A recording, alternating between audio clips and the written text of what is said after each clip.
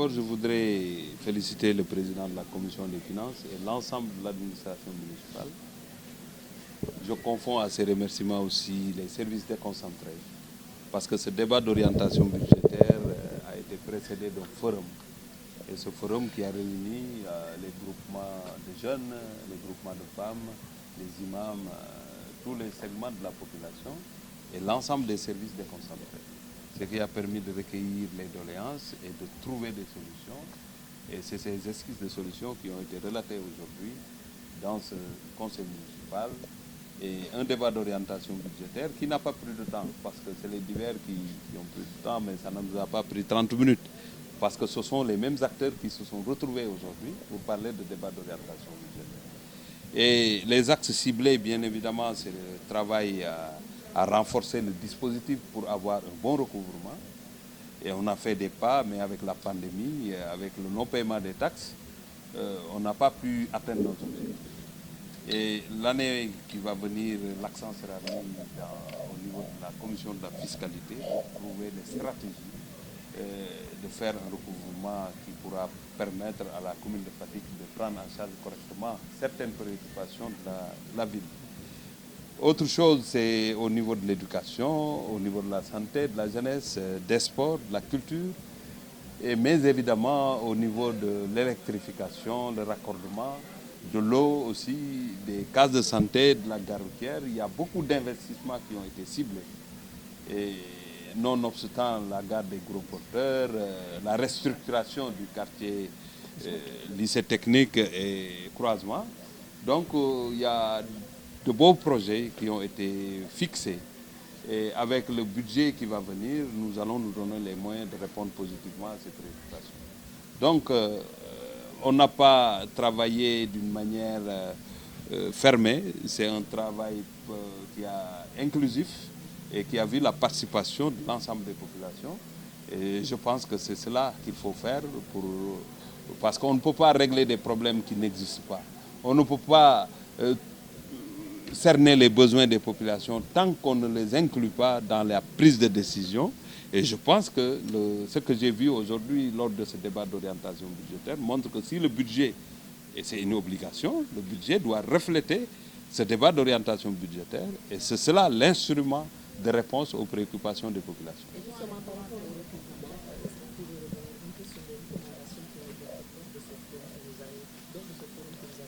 Si je fais une synthèse, ce qu'on reproche à l'équipe municipale, c'est de ne pas appliquer pleinement la réglementation.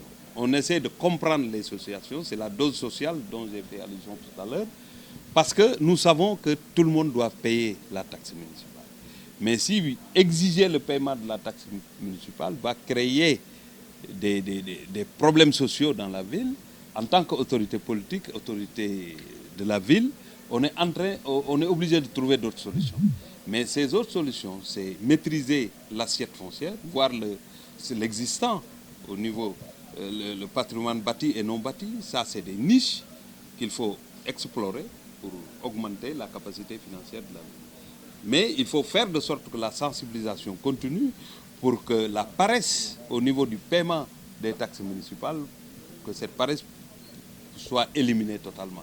Parce que les populations savent qu'ils doivent payer, mais des fois, ils ont la paresse d'aller payer. Il faut leur mettre la pression pour y arriver. Donc, c'est par la communication, la sensibilisation qu'on va y arriver pour que les motos Jakarta puissent payer, les taximans puissent payer et aussi ceux qui ont les souks, que tout le monde, en tout cas, puisse s'acquitter de cette tâche. 43% au 15 octobre. Au 15 octobre, on est à 43%. C'est une prouesse, hein, vu la pandémie aussi, parce qu'il y a il y a 3 mois où on a levé le pied, il n'y avait pas de paiement de taxes. Donc nous sommes en train de faire avec le PACASEN l'innovation de cette commission fiscale.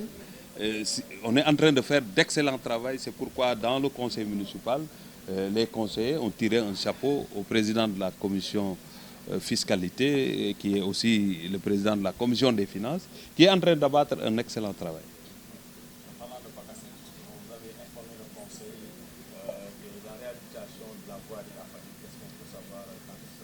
Bon, ça n'a rien à voir avec le PACASEN. Je viens de dire que les routes de Fatick, la commune n'a pas les capacités de les refaire.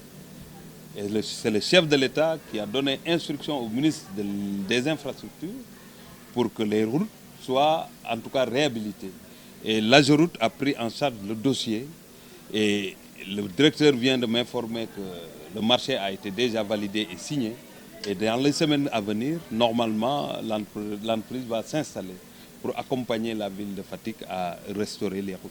Ça, c'est extrêmement important. Donc, c'est une annonce parce que nous sommes à Fatick, on a des prérogatives, on a des compétences, mais les compétences qui ne sont pas dans notre champ d'action, on doit, avec la coopération, aller trouver les moyens ailleurs, travailler avec l'État à satisfaire certaines doléances de la population. Fatick, comme je l'ai dit tout à l'heure, on a encore fait l'exception parce qu'on le faisait. On donnait en tout cas les subventions au mois de juillet, la première commune à le faire. Il n'y a pas eu de navétane, mais nous avons préféré ne pas couper l'argent qui devait accompagner les ASC.